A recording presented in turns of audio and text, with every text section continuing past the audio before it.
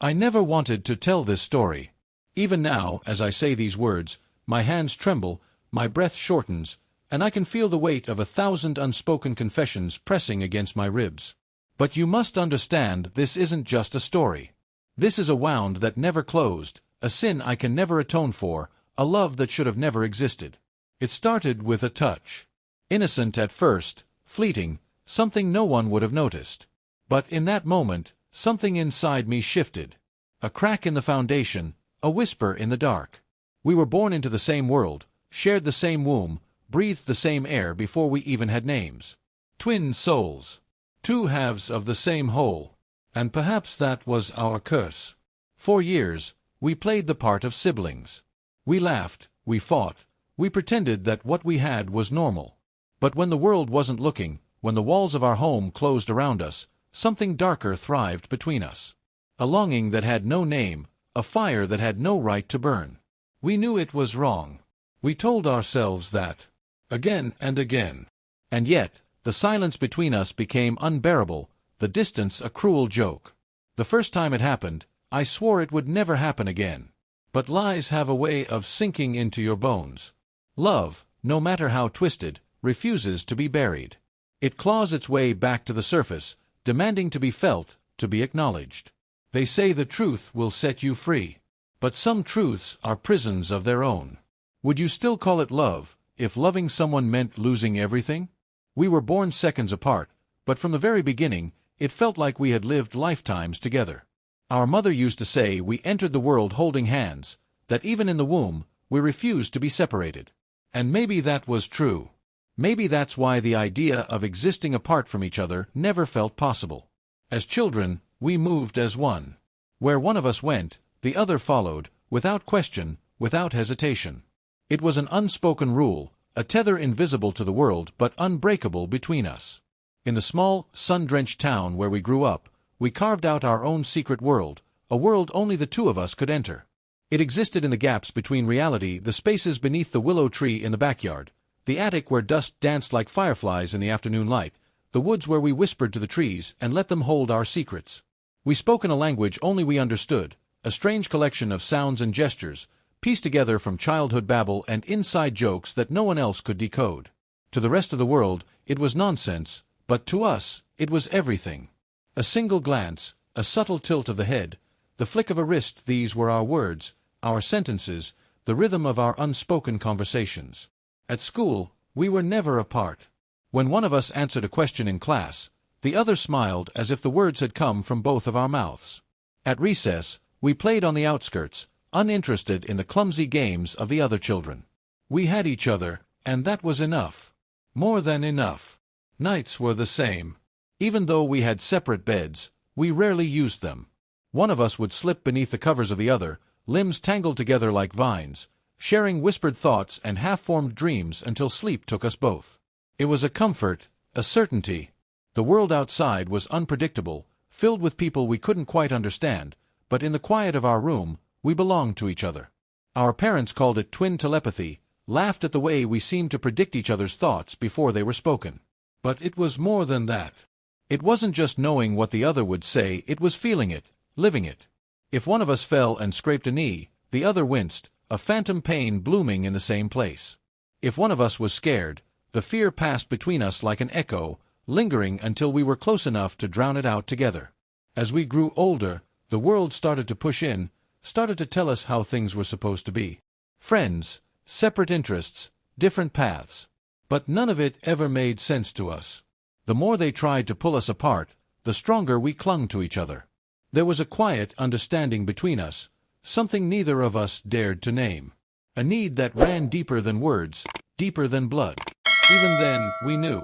We just didn't know what it meant. The storm raged outside, wind rattling the basement windows as rain lashed against the glass in frantic bursts. The old television screen flickered in the dim light, casting shifting shadows across the walls. The movie played on, but neither of us was really watching anymore. We sat close, too close, beneath the worn-out blanket we had draped over our shoulders. It was supposed to be for warmth, but the heat between us had nothing to do with the cold.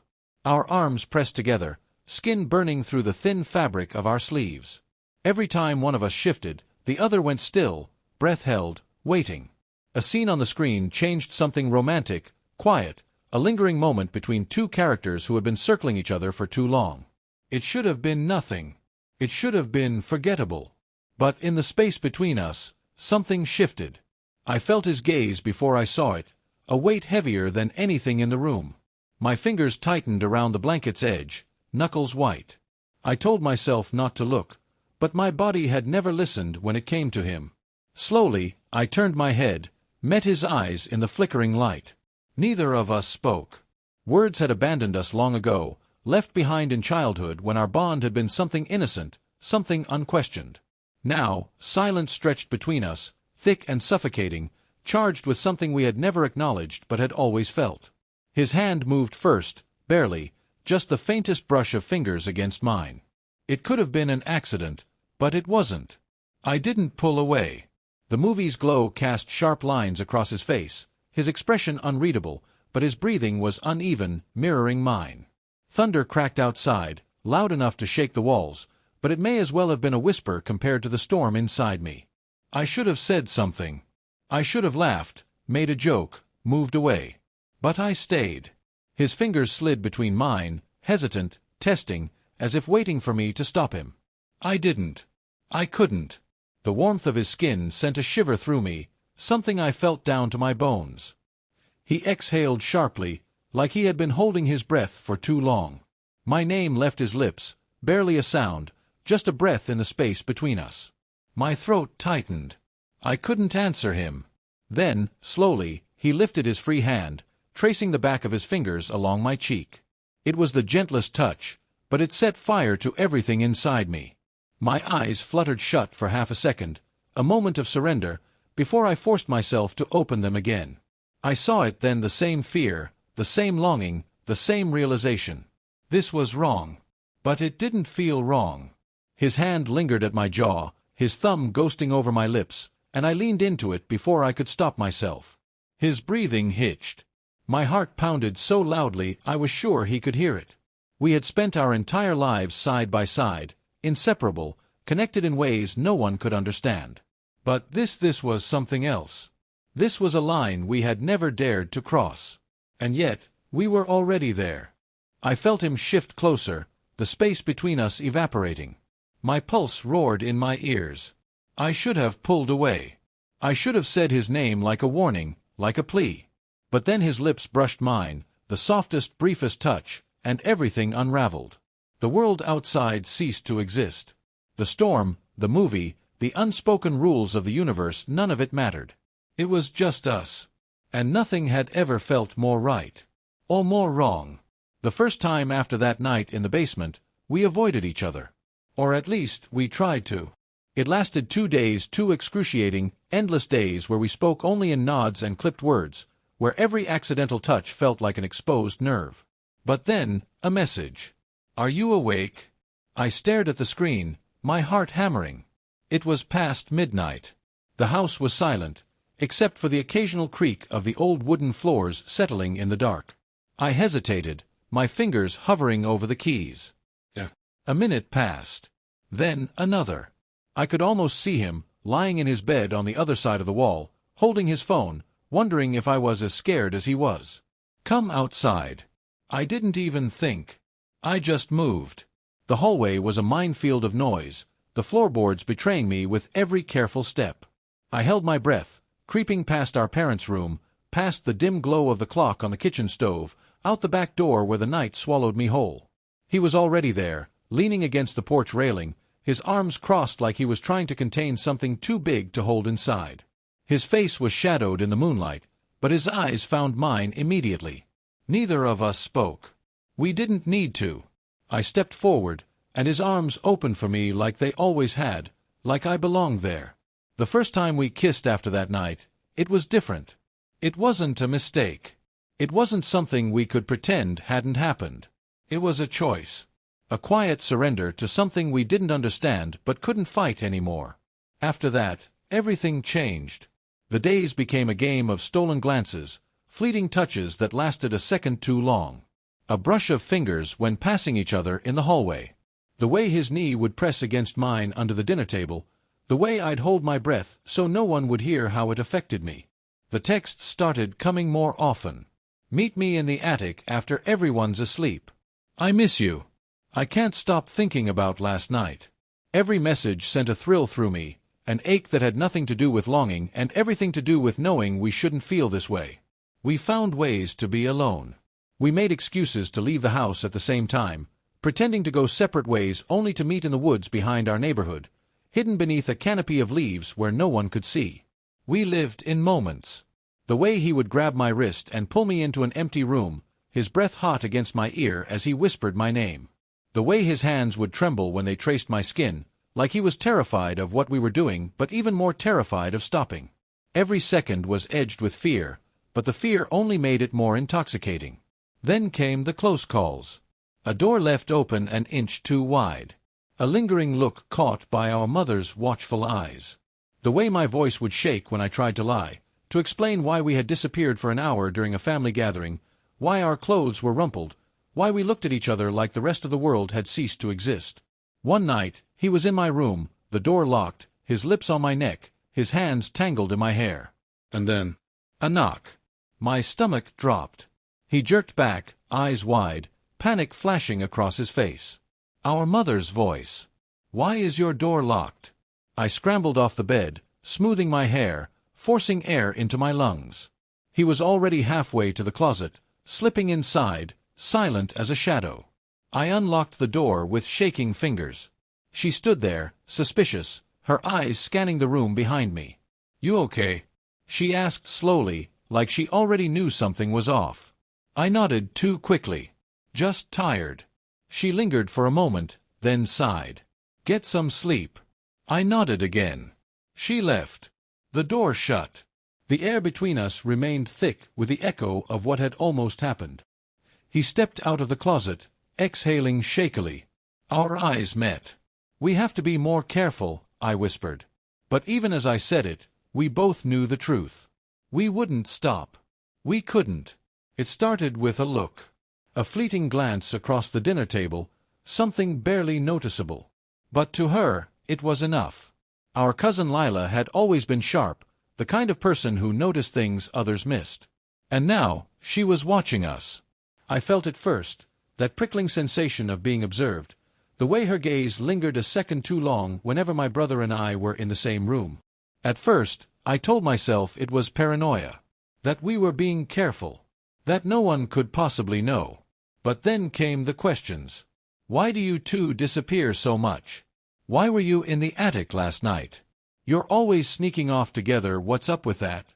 I brushed them off with forced laughter, but the way she tilted her head, studying me, made my stomach twist. Then she started testing us. Little things, seemingly harmless, but each one a trap waiting to be sprung. She would make a comment about how weird it was that we never dated other people, watching for our reactions. She would mention that she heard someone moving around late at night and ask casually if we had been awake. Then came the moment I knew she was playing a different game entirely. We were in the living room, the whole family crowded together for movie night. The lights were dim, and my brother sat on the opposite end of the couch from me, far enough to be safe, but not far enough to stop the way our eyes found each other in the flickering glow of the screen. I forced myself to focus on the movie, to pretend I didn't feel his presence like a magnet pulling at my skin. But Lila was watching. The moment his knee brushed against mine in the dark, so brief it could have been accidental, she shifted. She didn't look at us directly. Instead, she leaned forward, pretending to adjust her blanket, her eyes flicking between us. And then she smirked. A cold weight settled in my stomach. The next day, the questions stopped. But the silence was worse. She was waiting, watching, collecting. I told him we needed to be careful. That she knew something. He nodded, his jaw tight, but there was something else in his eyes. Resignation. It was only a matter of time. The breaking point came 3 nights later. It was late. Too late for anyone to be awake. I had just crept back to my room, my heart still racing from the hour I had spent wrapped in his arms, from the whispered words and stolen touches in the attic. I thought I had made it safely. But when I turned from closing my door, Lila was standing there. I froze. She didn't speak right away. Just leaned against the wall, arms crossed, staring at me like she already knew the answer to the question she was about to ask. "Do you think I'm stupid?" My pulse roared in my ears. "What?" "I've seen how you look at him." Her voice was eerily calm, but there was something sharp beneath it. "I've seen how he looks at you." My mouth went dry. "You sneak around together. You disappear at the same time. You never date anyone else." She took a step forward. "And last night, when I went to get water, I saw you. I saw you leave the attic." I felt the blood drain from my face. "So tell me," she continued, her voice lowering, "what exactly were you two doing up there?" I opened my mouth, but nothing came out. Her eyes gleamed with something between disgust and morbid fascination. "You're not even going to deny it, are you? You don't know what you're talking about," I managed to choke out, my voice barely more than a whisper. She laughed. A short, bitter sound. "I know exactly what I'm talking about." The air between us was suffocating. The walls felt like they were closing in. "If you tell anyone," I started, but she cut me off. "Oh, I won't." She tilted her head, studying me like I was something foreign, something unnatural. "Not yet, anyway. I just wanted to see if you'd lie to me." She turned on her heel, heading for the stairs. I couldn't breathe. "Lila." She paused. "Please." For the first time, something flickered in her expression. A hesitation. But then she shook her head. "You need to stop." She left me standing there, the weight of her words pressing down on my chest like a crushing tide. But even as I stood in the dark, shaking, I knew the truth. We wouldn't stop. And now, someone knew. The door wasn't supposed to open. We had been so careful. The lock had clicked into place. The house was quiet. Everyone asleep. It was supposed to be safe. But then, a sound sharp, unexpected, the door handle turning. And before either of us could react, before we could scramble apart, before we could make sense of what was happening, she was there. The world stopped. The dim light from the hallway spilled into the room, stretching across the bed, over our tangled limbs, over the truth we had spent so long hiding. For a second, just a second, there was only silence. Then a sharp inhale. And then, "Oh my God." Her voice wasn't just a sound. It was a wound, a tearing, ripping thing that filled the room like a siren. We moved at the same time, springing apart like we had been burned. My breath caught in my throat as I scrambled to sit up, my pulse pounding so hard I thought I might black out. He was beside me, frozen, his face drained of all color, his hands gripping the sheets like they were the only thing keeping him tethered to the world. Our mother stood in the doorway, her face twisted in something between horror and disbelief. Her hands shook at her sides, and for a moment, I thought she might be sick.